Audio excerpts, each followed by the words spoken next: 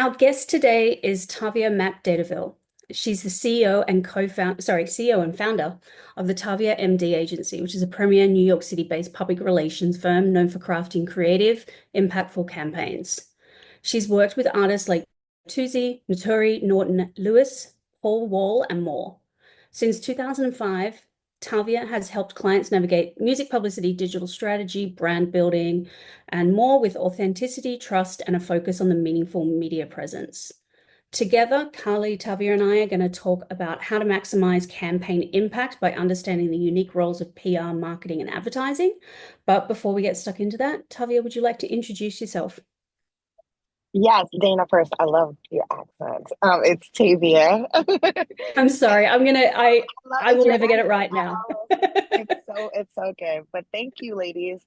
And I don't know what Bailey's a late female or gender. I'm just saying I don't want to be, proactive and mess up anyone's pronouns. But my name is Tavia, and I am the CEO, as she said, of TaviaMD Agency. I also um, been teetering since COVID in television marketing and helping artists to integrate their videos on live streaming platforms like Vivo or television like BET, Revolt, and MTV.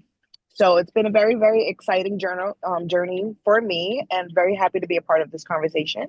I also happen to be a B.A.K member, so very happy also to have Carly here with me and basically talk about the space that I recently joined. Awesome. Welcome, Tavia. I've now printed it up on my screen, so I'm going to get it right. I just hear it in an Australian accent and I say it wrong, so No, I apologies. love your accent, so that's why I was like, oh my God, it sounds so beautiful. Or You should hear the words I butcher. All right, Carly, would you like to get us started? Yeah, absolutely. So let's jump in.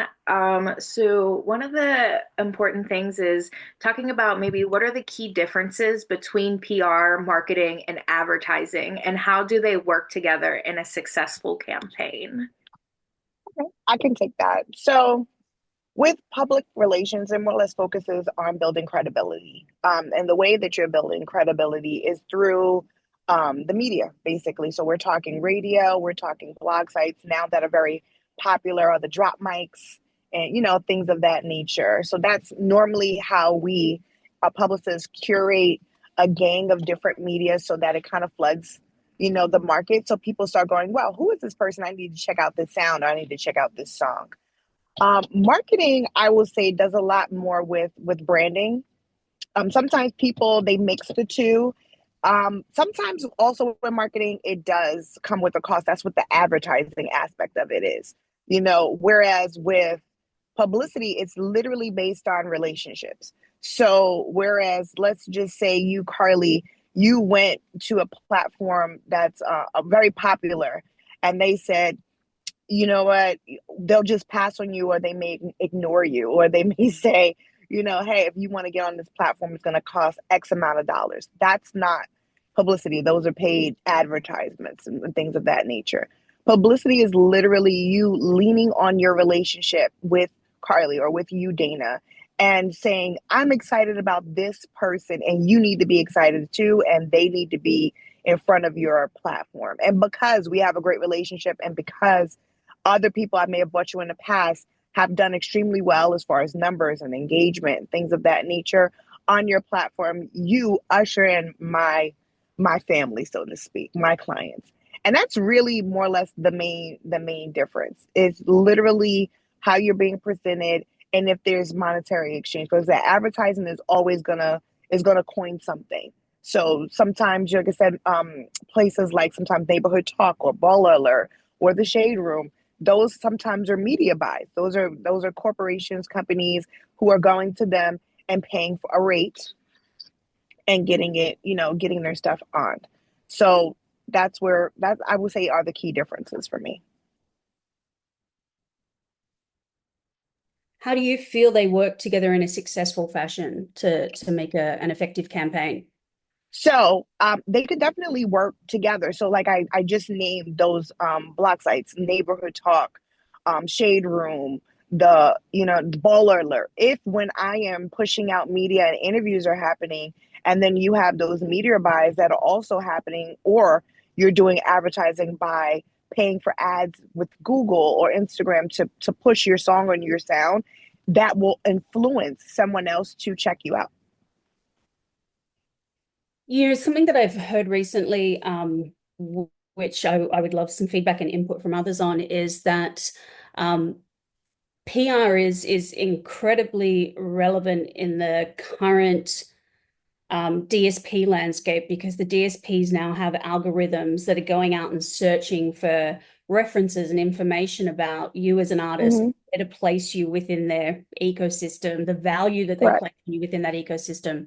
And so even, from just like a DSP perspective in terms of playlist success, like, do you feel that that matrix, the PR, marketing, and advertising is really relevant and useful? Yes, because if they see that certain publications like your double XLs, your sources, your vibes, your billboard, if they see that they're covering you, then they'll be influenced to cover you as well. And then another piece of that is verification. A lot of artists want to be verified. In order for that to happen, you have to appear in mainstream media. And if you're not appearing in those landscapes, then you're not going to be verified. And there's, a chance that you're not going to be playlisted.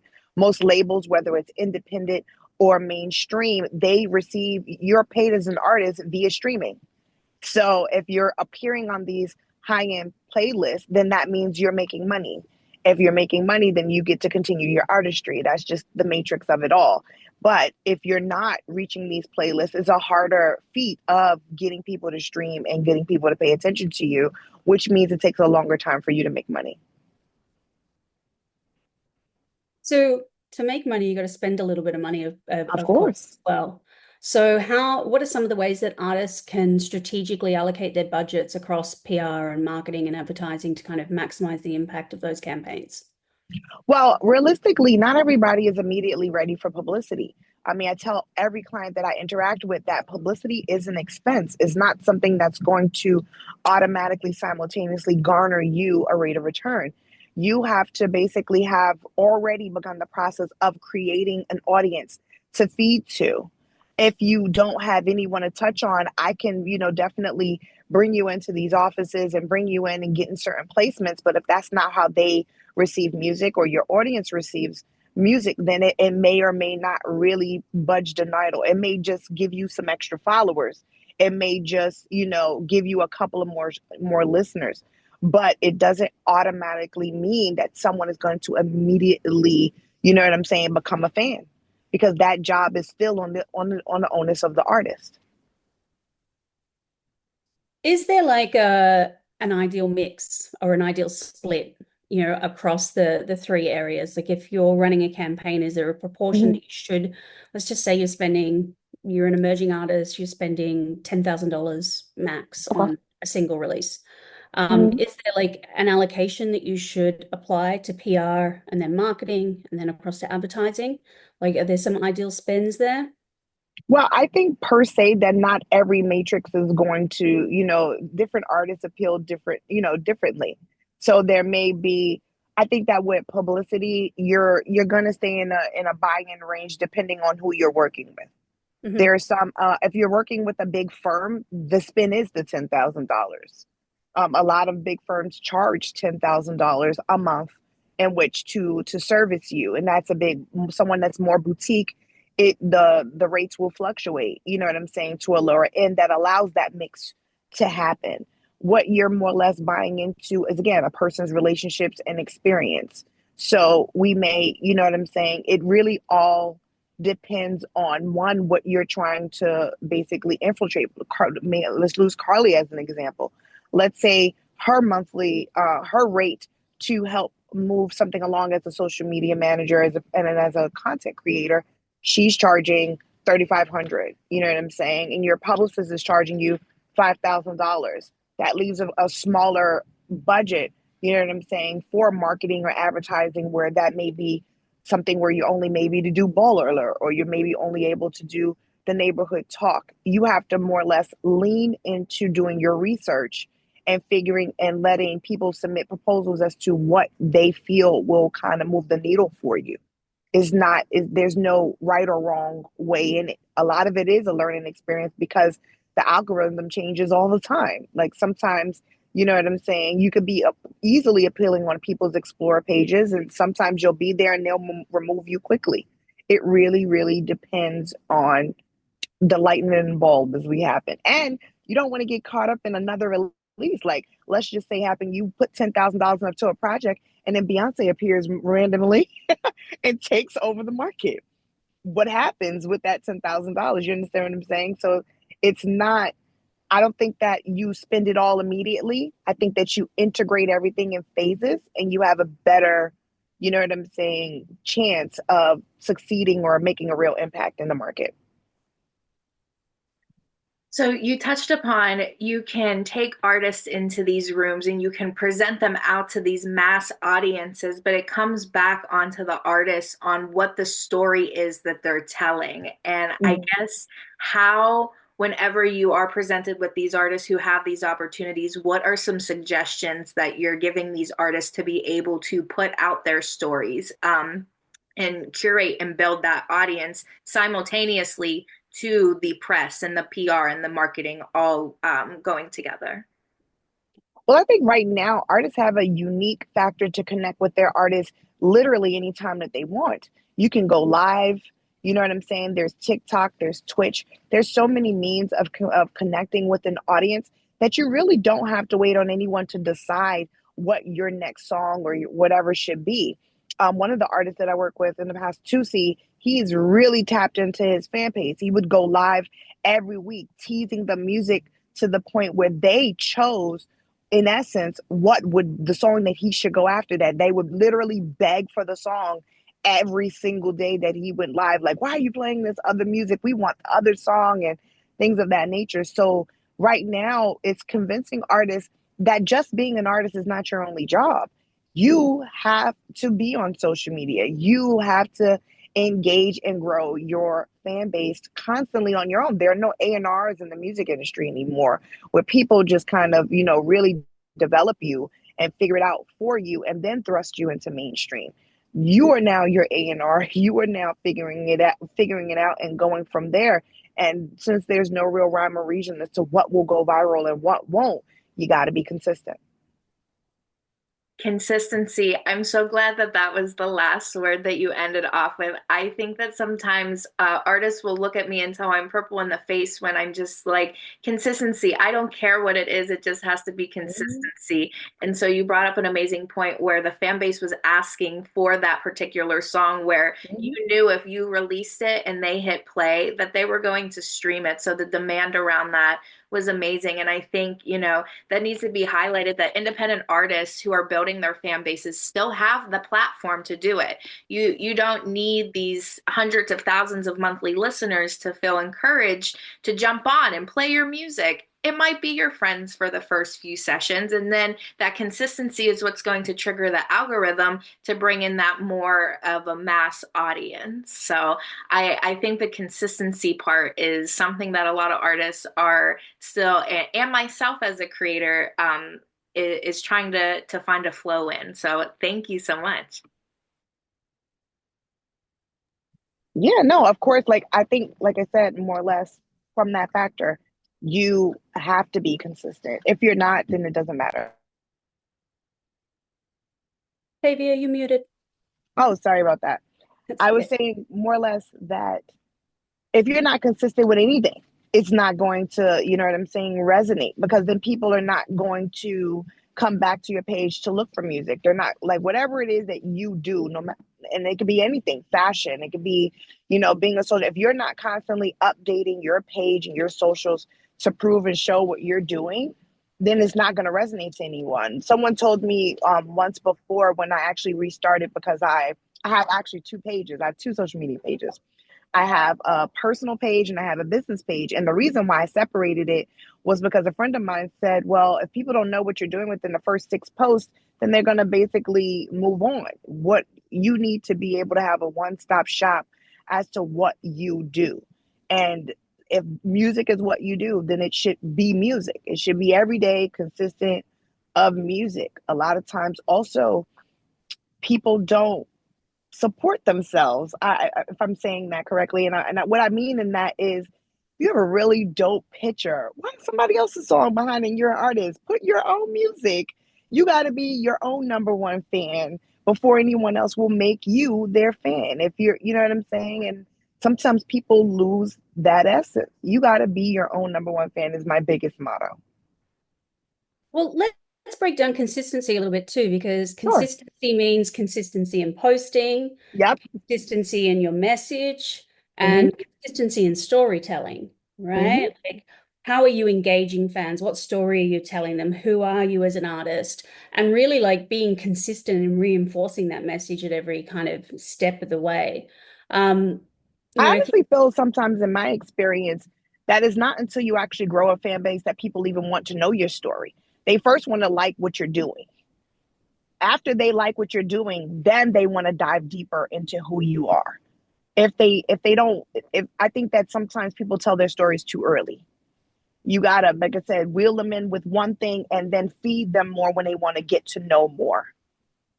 And what I guess kind of like what stage do you think that is? Like if is that like a numbers thing or is that just a gut feeling? I think that that's how you introduce publicity. When you're ready for publicity, is how you introduce your story. Your main focus when you're starting at doing anything, especially as an artist, is gaining a fan base. Once you've gained the fan base and you're ready for the conversations and the publicity, is when your story should be curated. That is when that should happen. What role do you think that storytelling plays in PR and like what are the ways that you leverage it to create a cohesive campaign? Well, people want to know or feel like they know you. They want to feel like they're a part of your story. They want to feel like they're a part of your life. They like, it's kind of like an artist who, once you know how hard their lives has been, that changes the price ticket of their painting. You know what I'm saying? They feel more inclined to support. And that honestly translate into everything. When you feel like, wow, I really know this artist. He's a good person. He has a good family, or he's trying to be a good person, and he went through some things. You know what I'm saying? But this music is now his outlet. I gotta support his music because I like him. Hmm. But that is the difference between what you know what I'm saying, the underground artist and the superstar is. We want to know every single thing about our superstars. We track their every single moment. It's what turns them into being a brand. So storytelling, I think, changes as the fan base grows. What are some storytelling nuances that you bring to PR? Right now, as far as with storytelling, it's more or less, I want to be honest, is more microwave. Like I said, the things that are more exciting now are the drop mics, are the, those kinds of moments. And then more or less backing up is to always translating what incurred the music, what inspired the music. Sometimes that's a lost art. What actually inspired the music? What's the producer you work with? What made you choose those beats? What made you choose those songs? Did those lyrics inspire? They may be minuscule to the artist, but those are things that people actually want to know, because people are constantly trying to recreate the wheel. They want to know, how did you get to here, because they may want to do it, or they may be fascinated by it. So realistically, now what I've been doing is, especially with Gen Z artists, is more or less attacking the way in which that they ingest music, like I said. And then sometimes that's not a story at all. Sometimes that's just music. It's just talent and it's just music, and placing them in front of the people that are going to ingest it, and then telling a story after. What about the artists that don't want to talk about the music? They want the music just to speak for itself. How do you tackle that? Again, that's media training. And sometimes you're not ready for publicity, because if you don't want to talk to anybody, then honestly, you're not ready for publicity. You're not. You're not. You have to be ready to. It's kind of like being on a presidential race. You got to, shake hands and kiss babies, and convince the DSPs and convince the journalists and everybody else how amazing you are in 30 minutes or less. Yeah. So that's just what it is. If you're not ready or comfortable enough to do that, then that's, like I said, that's what media training is for. That's when we sit one on one to make you comfortable. And if you're still not comfortable and if it's still not something you want to do, then again, you're not ready for publicity. What other common mistakes do you feel artists and brands make when trying to balance PR within the marketing, advertising, and PR matrix? I think that sometimes people don't understand their audiences. They see what everyone else is doing and automatically want to go to where they are. Your first stop as an artist is not going to be the Breakfast Club. Your first stop as an artist is not going to be at Ebro in the morning. It's not. You have to build your way up to those things and those platforms, and just having realistic goals and understanding that you have to work your way from the bottom all the way up. Not Any other everything is cookie mistakes? cutting. Not every, especially even with brands. Not everything is cookie cut. McDonald's still can't do everything Wendy's does, and Wendy's can't do what Chick-fil-A does, and that's just what it is. Not everybody is going to receive you the same way, and Yeah. basically trying to do something different is a very lost art. You got to do something different because if you're not doing anything different, then you're not new.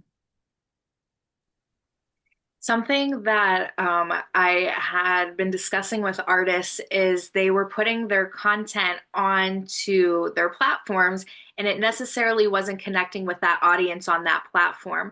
And I think that sometimes what we forget is that you may have the same audience, but they may want to see that different content out on the platform. So I really encourage artists to use TikTok as more of a personal diary where here's my process. And then if you hop over to their Instagram, it does look more curated. It does look more editorial because it's kind of more of an eyes platform. When on TikTok, you want to feel like you're on FaceTime. So I always encourage artists when they're building their audience, if something doesn't work on a platform that you're posting it on, try it on another platform because that doesn't mean that it just might not be reaching your audience. It's not that you haven't made your audience, it just might not be reaching them because of an algorithm.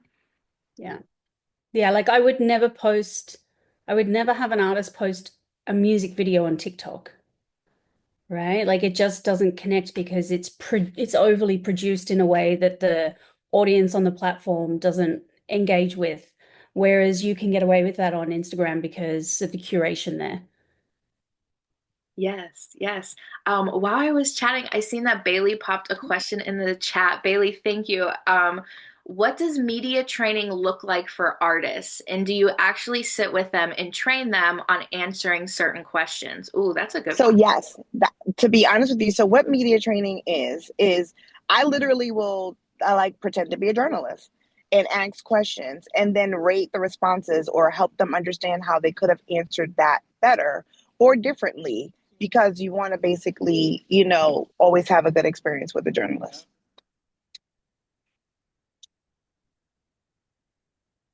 I recently had an artist go through some media training, and it was initially a like 2 hour intensive like session. He loved it so much, he came back and did another couple of hours afterwards, and it has improved his confidence tenfold. But also being in a position to not just do the media training, but then go and put into practice what you learn in the training is really important too, because you need to be in a position to like apply what you've just learned, because that's actually where your confidence is going to go, right? You're going to come out of the media training and feel like you have the tools now to to enter into these interviews and feel more confident about your ability to talk through them. But the real confidence comes from the doing and the doing and the doing. So I And can then also highly. when people are doing media training with me, because I'm submitting the talking points, I can more or less gauge around what the questions that they're going to be asked and can tailor it. Or we can, like I said, go in a blind. But I love doing it that way because there's no blind spot. So there's definitely confidence in that as well. And so my trainings aren't always like yours, like you said, the 2 hours. Mine's are normally about an hour, but you are doing exploration and asking everything because you never know, you can get tossed a curveball and somebody can ask you something else. So I always say that the 2 hour sessions are the best. I always think it's really interesting when you can see the talent that has clearly been media trained and how they can navigate the questions and move away from things really easily and quickly, and answer things, just very succinctly that they want to answer and move off from what they don't want to. Um, Carly, did you have any follow-up questions? to that? Um, No, I think that, media training, when we talk about media training, as an artist manager, I really think that plays into not just like red carpet when you're on that carpet answering questions, but also like in front of the camera. It allows you to feel comfortable with yourself. And I've seen the difference when artists walk into media training and they come out, like you both said, feeling more confident. And that reflects across all the platforms. Whether it's social media or media television. So, yeah, I really thought that Bailey, that was a great question. Thank you. Let's talk a little bit about digital trends and social media. Like how have digital trends and social media changed the way that PR and marketing and advertising, all of those elements, how they interact in today's music industry? Maybe let's look at like 10 years ago, how they all interacted together to now, and maybe how that's changed.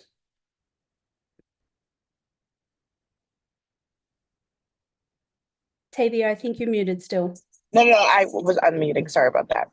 That's okay. So I think that, honestly, the lines are kind of blurred when it comes to PR, marketing, and advertising because they kind of more or less really integrate, especially with Instagram, TikTok, and YouTube. I think that, when artists are trying to generate a buzz through their storytelling, that that's the moments where traditional PR may shine, and that's through, the different blog sites and things of that nature. But with marketing, I think the short clips and the YouTube shorts and things of that nature do phenomenal with translating an artist's sound and community. Is there anything nowadays in terms of how they all interact that you prefer and like over maybe 5 years ago? I think that now, like I said, now the thing is drop mics. Everything is definitely a drop mic. Like I love watching all of the drop. That's how I learned about Tanner. Prior to Beyonce, it was because she was doing random drop mics in front of in the street. Like I love the drop mics and the covers. I still love the covers. Covers are amazing because they allow you to find an audience that you might not have found before via another artist that, has that fan base. A cover something Carly, a cover something that you build into the content strategy for the clients you're working with?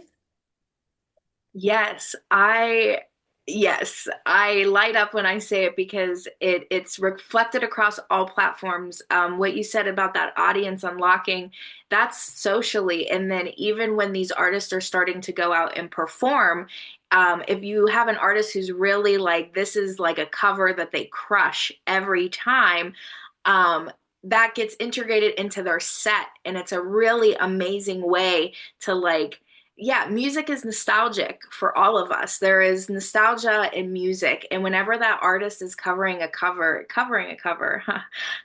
song, it really connects emotionally with that audience. And it might take that fan member to a different level. And it really creates an even more bond with that. So I love covers. Some artists are very hesitant about covers, and I am a number one of get your butt in there, and you if that's not the cover, do another one. Try them out. So yes, yes, yes. Automatically goes And viral. It automatically, like I don't know. Her name is definitely escaping me. It starts with an M. I love her because of her covers. And then she came out with an album, and guess who was the first person to download it? Me, because she's been killing the covers. we one of our guests here today, Alyssa Joseph, is an artist. Alyssa, have you done any covers recently? Gonna put you on blast. Oh, muted.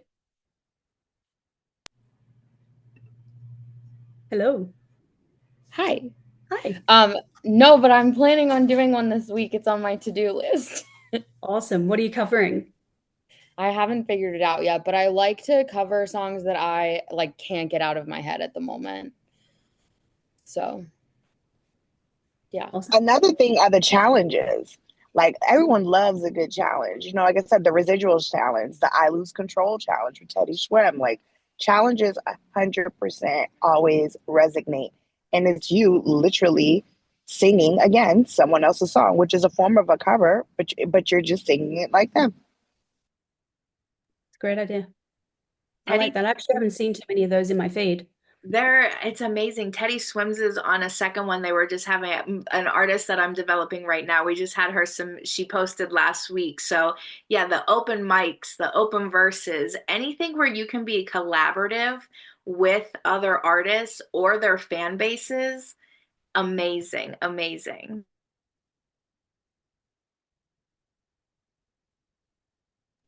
Via, yes. Okay, I'm gonna jump into this one. I love it. Okay, curious to hear more about the marketing side. What role does branding specifically in the success of an artist? Do you have examples of artists you've worked with who've struggled with that or have done it well?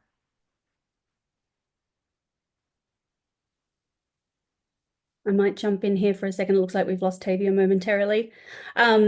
You know, Oh, I don't do marketing, so I didn't know that was a question for Tavia. I work in public relations. I don't work in marketing, so that's why I didn't jump in. I'm sorry. no worries, I can hop in here. So, I think it's important to understand first that branding is separate to marketing, right? Branding sits above marketing, and marketing supports your brand. So, your brand is like the essence of what you do. It should be consistent at every touch point.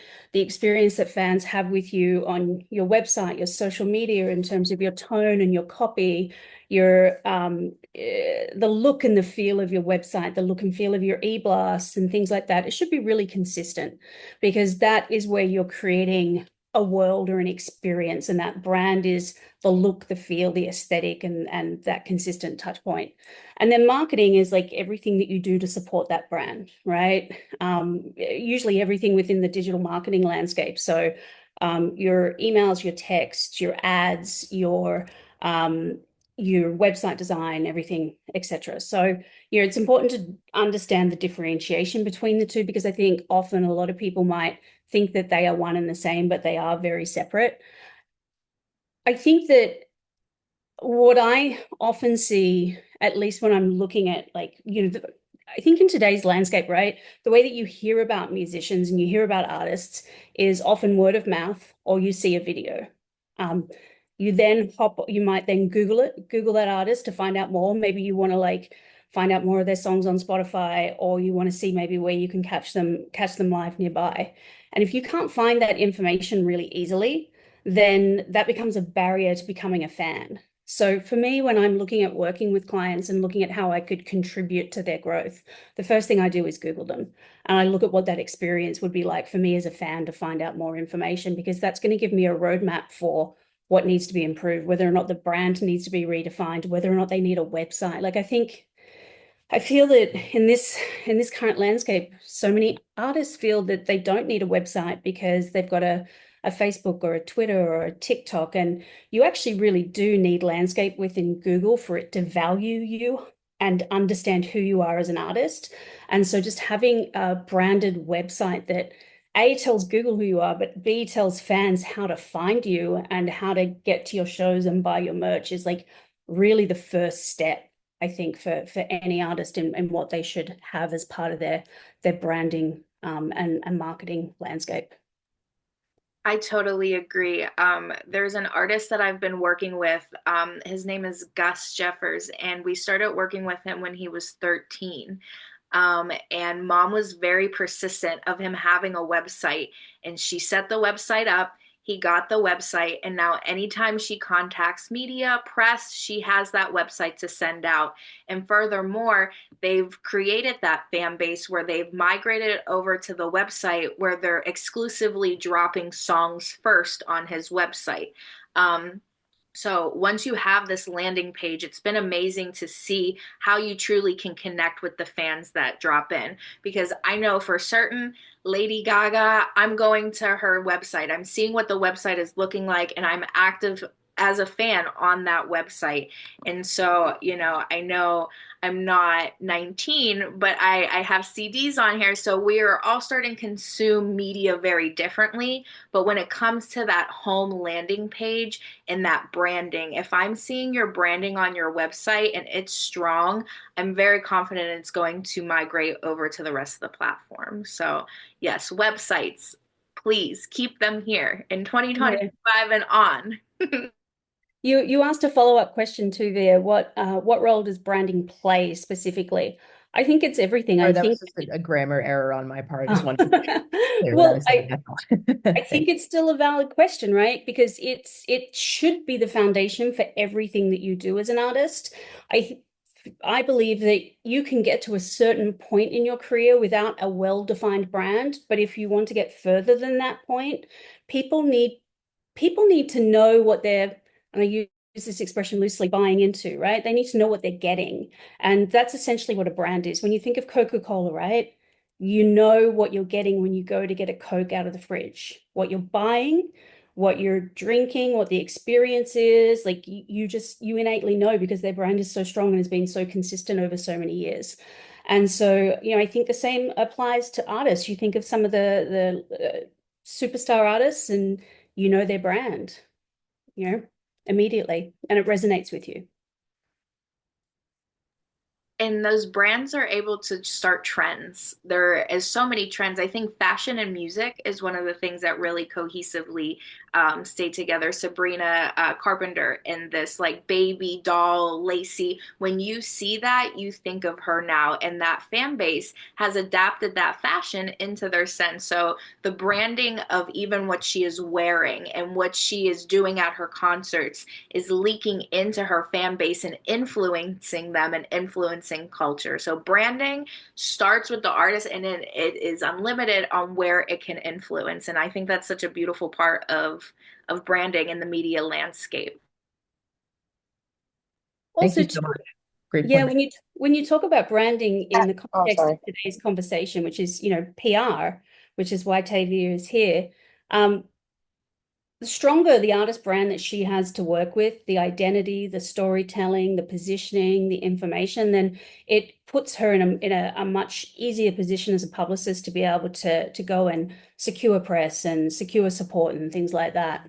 Like you just mentioned, Sabrina. So if fashion and you know what I'm saying, and music are coinciding, that allows her to be the cover of a magazine, cover of Vogue, cover of Vibe, cover of whatever publications features in these and partnerships with these brands, which would translate again into dollars. That's normally how that goes because while, like I said before, publicity does not automatically garner a rate of return, it can basically integrate and make you, some money at the end of the day. If people are constantly seeing you, when you see Beyonce on all of these billboards, you know what I'm saying? That is, making other publications want her on their shows. That's how you get on these A-list shows that we talked about that don't automatically come into it because she's overly, exposed, so to speak, to fashion, to music, just like the Cole Cowboy Carter movement in the partnership with Levi's. Again, all of these things will automatically translate into editorial. Tavia, is there anything that you feel we haven't touched on that you want to cover during the conversation? Well, it was more of a marketing question, but I definitely think that you did a great job in just more or less explaining like all the things that you list don't fall in the realm of traditional publicity. So that is the reason also for the conversation of understanding that I honestly don't look at those trends. I don't compile text message blasts and all the things that let things do to market. I take those tools and translate them into getting media excited about including the artist. So that is another way that they blend. If you have strong marketing presence, then it's easier to infiltrate you to the media, and vice versa. Because if you're in the media a lot, then brands see you more, and then they want to spend money and they want to market you.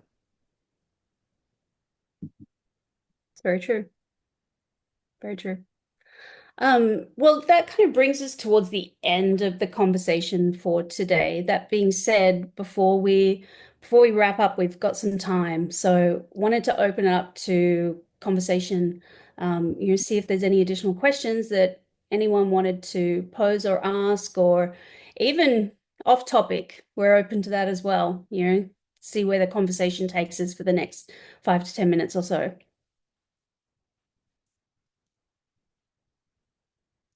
Who's going to be brave?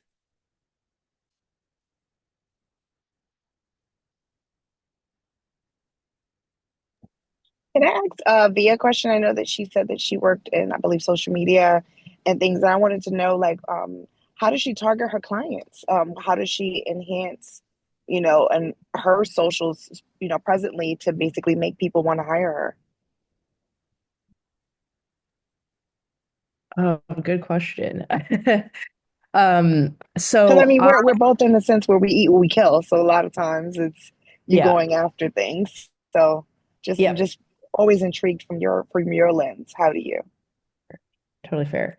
So, just to be clear on what I have been doing recently, I've mostly been focused on marketing music companies themselves rather than artists. So, I am in a slightly different space. However, I have worked with a couple of artists to support their marketing and branding. And it's something that, I definitely want to try a little bit more of and experiment with. And I'm an artist myself. So, I do a lot of sort of A/B testing on my own social media platforms and everything too. And I understand sort of the challenges of, having to kind of be as you were saying earlier, to be like a one-stop shop, like you have to kind of do it all. So I guess to answer your question, I would say I really focus more on the storytelling side if I am working with an artist. I think that a lot of artists feel like they kind of want to boil the ocean, or they're like, "Oh, I feel like I have to follow every trend, or I have to be all things to all people." And I am definitely of the mindset that it's actually really important to niche down and know exactly what you do and don't want to do as an artist. If you can have a list, even if it's a long list of things you don't want to do, that just gets you even clearer to what do you actually do want to do? What do you want to focus your limited time on? Because we all have limited time, especially as artists trying to do a ton of other things as well.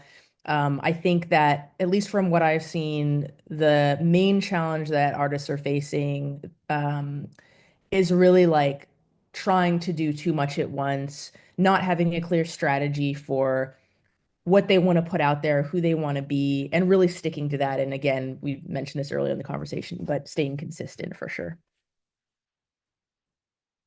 I think staying consistent and authentic. So, like what you said, like you can't be everything to everybody. Your audience is your audience. Will things grow on other people? Of course. But I think that, the avenue that you're going on is definitely what keeps the market, keeps you in the market, so to speak. So that was great. Thank you for that. Thank you for sharing. Yeah, thanks for asking. Ellen Mangan, who is on with us today, was a guest a few months back on a webinar, How to Find Your Superfans and Keep Their Attention. Ellen, I'd love your take on today's conversation and how it relates, like how you feel it relates to the conversation that we had a few months back. Yeah, no, it's been really interesting to listen into, and especially just your last comment about an artist's do's and don'ts, because it's so true. It's just there's so much available out there, and there are so many different ways to present yourself as an artist into the marketplace. Like there's a lot of different ways that you could have a huge win.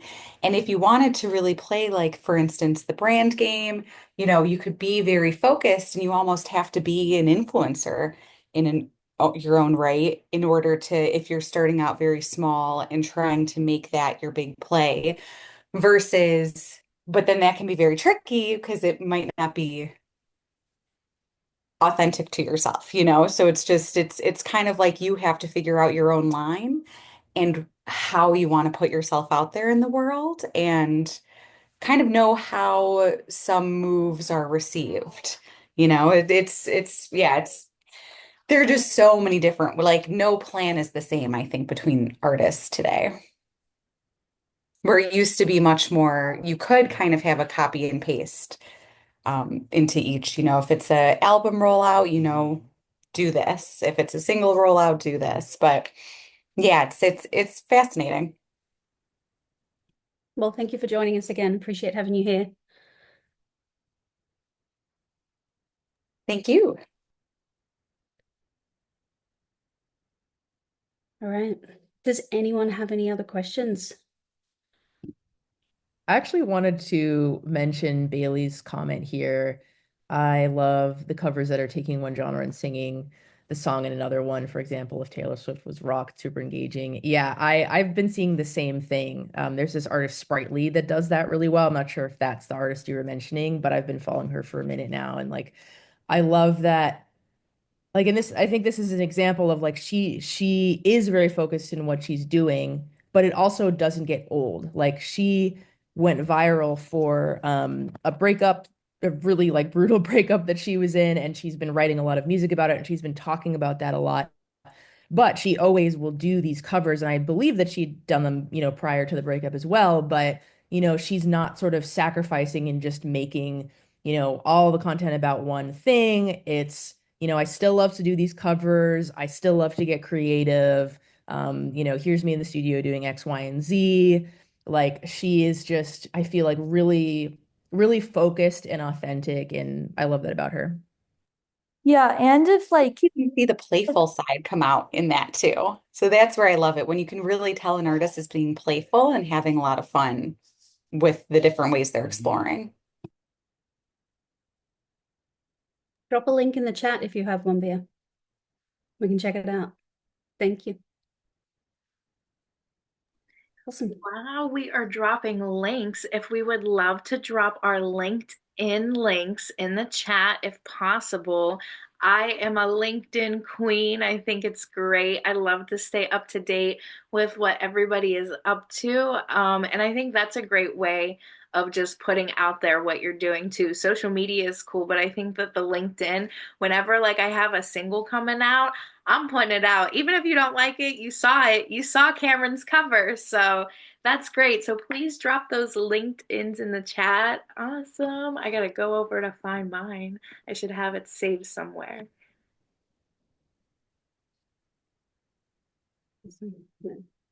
Copy this Sprightly link too to check out. Thanks for sharing.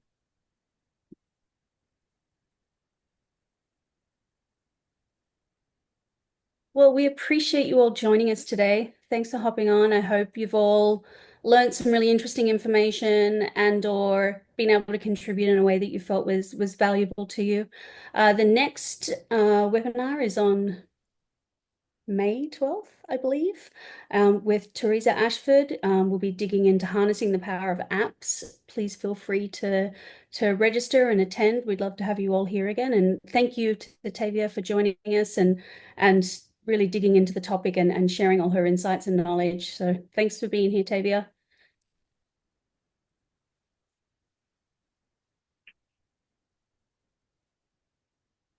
All right, I'm going to hand back to Carly, and then Tavia might hop in a second. Sorry, I was dropping in my LinkedIn. I was trying to follow the rules. I was multitasking. I was saw like, oh my you God, tapping. I was trying to find my LinkedIn things. I could get it in there like Carly. But thank you, ladies, for having me. And I can look forward to connecting with everyone.